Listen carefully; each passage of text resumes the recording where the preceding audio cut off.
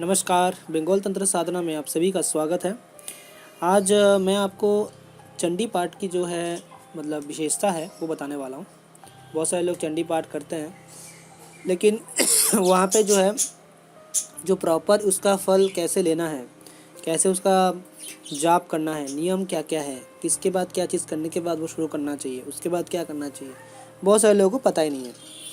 गुप्त नवरात्रि हो या नॉर्मल नवरात्रि हो, इसका पाठ किया जाता है। और इसका जो है पाठ किया था श्री रामचंद्र जी ने जब वो रावण के खिलाफ युद्ध करने के लिए जा रहे थे। उसके पहले ज़्यादातर आप ये देख के समझ ही गए होंगे, ये जो है शत्रु विजय के लिए ज़्यादातर ये की जाती है। ठीक है, अब ये शत्रु विजय के लिए भी करते हैं लोग, उन्नति के लिए भी करते हैं। जीवन में भी तो बहुत सारे शत्रु होते हैं ना, तो उनसे भी विजय पाना है, तो ये हर जगह में काम आता है, तो ये लोग कर सकते हैं। बहुत से लोग साधना करते हैं, साधना से ज़्यादा असरदार भी ये रहता है, जीवन में जो समस्याएं है वो सॉल्व हो जाते हैं। तो चंडी पाठ लोग डायरेक्टली फ़ोन में चला देते हैं, घर पे चला देते हैं, लेकिन उसका उतना असर नहीं मिलता। थोड़ा बहुत नेगेटिविटी दूर होता है घर पे, लेकिन जो पूरा प्रभाव है, इसका जो पावर है ना, सोचिए एक रावण जैसी शक्ति को हराने की ताकत रखती है चंडी पाठ में।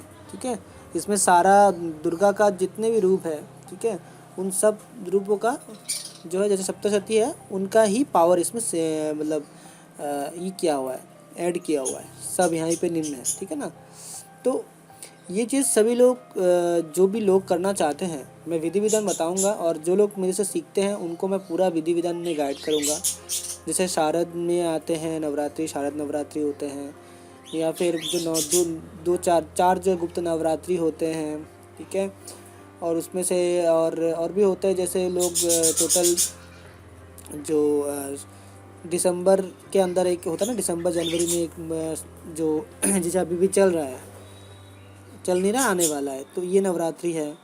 तो ये सब चीज़ें जो हैं बहुत सारे लोग जानते नहीं हैं, सारे साधना भी करते हैं, और कुछ लोग चंडी पाठ का वैल्यू भी नहीं समझते। तो ये जो चीज़ें हैं करना कैसे है वो बता देता हूँ मैं। जैसे शारद नवरात्रि का बता देता हूँ, कोई भी नवरात्रि में चलेगा, गुप्त नवरात्रि में भी चलेगा ये।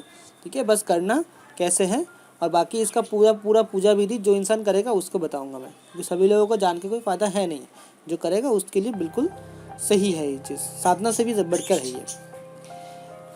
इसमें जे गणेश जी का पूजन होता है पहले, और गणेश जी का पूजन क्योंकि हर जगह में सबसे पहले ही होता है, तो उनका पूजन होना ज़रूरी है ये काम से पहले, ये पूजा से पहले। और उसके बाद जो मुहूर्त पूजन होता है, मुहूर्त पूजन वो होता है जिसमें पाप नाश होता है इंसान का। कोई भी शक्ति को धारण करने से पहले, कोई भी चीज़ धारण करने से पहले हमारा जितने भी पूर्व पाप है उस सबको खनन करना बहुत ज़रूरी है। उसके बाद उसके लिए मुहूर्त पूजन होता है। ठीक है, मुहूर्त पूजन के बाद जो है फिर होता है आपका जो सप्तशती का चंडी का पाठ है वो करते हैं। ठीक है, वो शुरू होता है, और ये कंप्लीट होने के बाद, क्योंकि यहाँ पे सप्तशती का जितने मंत्र हैं वो सारे सम्मिलित है चंडी पाठ में। चंडी पाठ जो है वो छोटा मोटा चीज़ नहीं है, इसमें सारे सम्मिलित है, वो सारे पाठ होते हैं। पाठ होने के बाद फिर हवन होता है। उसमें हवन में क्या होता है, इसमें आपका लगभग 4 ब्राह्मण करते हैं, ये 3 से 4 ब्राह्मण लगते हैं, क्योंकि अलग अलग बहुत सारी चीज़ें एक बंदा नहीं कर सकता, क्योंकि यहाँ पे जाप होगा, फिर उसके साथ जो है आहुति देनी पड़ेगी, बहुत सारी चीज़ें और भी है इसमें, तो एक इंसान नहीं कर सकता। तो 3 ब्राह्मण लगते हैं मिनिमम, और 4 हो तो अच्छी है। ठीक है, और ये पूजा होता है। जो भी इंसान घर में कराना चाहता है बिल्कुल कराइए, दूसरा कोई पूजा की ज़रूरत नहीं पड़ेगा अगर आप घर में नेगेटिविटी दूर करना चाह रहे हैं। चंडी पाठ का पावरफुल चीज़ है ये।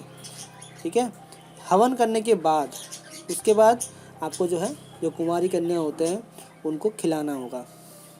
ठीक है, इसे 7 कुमारी कन्या को खिलाना होता है।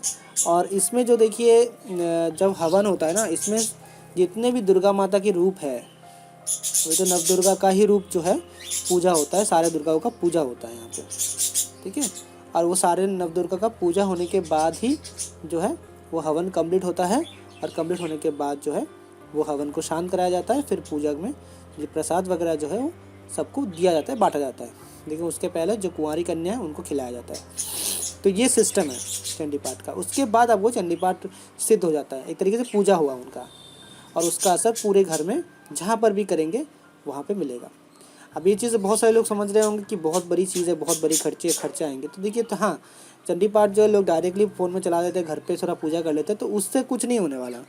ये एक तरीके से बड़ा तरीके से एक अनुष्ठान समझ लीजिए, जहाँ पे सारा जो चीज़ है पूर्ण विधि विधान और नियम से किया जाता है। और ये नवरात्रि में प्रथमा से होता है। 9 दिन अगर आप चाहते हैं करना, बिल्कुल कर सकते हैं। लेकिन ये जो ज़्यादातर हमारे यहाँ पे क्या होता है, कि सप्तमी हो, अष्टमी हो और नवमी, ये तीनों दिन के बीच में कोई भी एक दिन इसका पूरा विधि कंप्लीट किया जाता है, और दशमी के बाद इनका सारा चीज़ जो है विसर्जन किया जाता है। तो ये चीज़ें होती है। बाकी फिर जो है उसके बाद आप जो चंडी पाठ को नॉर्मली नियत रूप से करते रहिए, एक एक बार करके, और आपको जो है पूर्ण फल इसका मिलेगा। और इसमें आपकी जब भी ये साधना कंप्लीट होता है, साधना नहीं, पूजा जब कंप्लीट होता है, तो मन में जो भी आपका आशा रहेगा, जो भी इच्छा रहेगा, वो सब चीज़ों को व्यक्त करके आप जो इस चीज़ों को कंप्लीट करिए। लेकिन बिना गुरु के मत करिएगा, क्योंकि इसमें और भी नियम है जो अभी नहीं बता सकता हूँ मैं। जितने भी ऊपर ऊपर से बताना था वो बता दिया। बाकी जिसको भी करना है या करवाना है वो कांटेक्ट कर सकता है। तो आज के लिए इतना ही। अपना ख्याल रखिए। जय माँ काली।